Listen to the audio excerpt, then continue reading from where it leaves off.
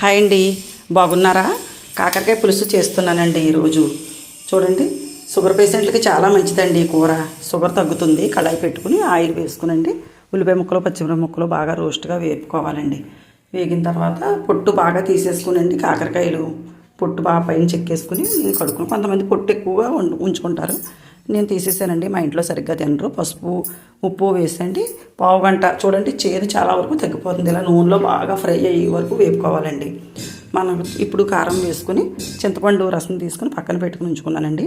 మన కడుపులో సూక్ష్మ క్రిములు అవిని మనం పెరగకుండా నశిస్తాయండి. క్రిములు కూడా నశిస్తాయి కాబట్టి పిల్లలకు కూడా పెట్టచ్చండి ఈ కూర. వారానికి ఒకసారైనా కాకరకాయ కూర వండుకొని పిల్లలకి పెద్దలు అందరూ తింటే చాలా బాగుంటుంది. ట్రై చేయండి. చింతపండు పులుసు వేసుకుని ఎప్పుడు కర్రీకి బెల్లం ఉండాలండి, చేదు తగ్గుతుంది. అప్పుడే మీ పిల్లలైనా మనకైనా టేస్టీగా బాగుంటుంది. గుమగుమలాడే కాకరకాయ కూర రెడీ. లైక్ చేయండి, షేర్ చేయండి, సబ్స్క్రైబ్ చేయండి.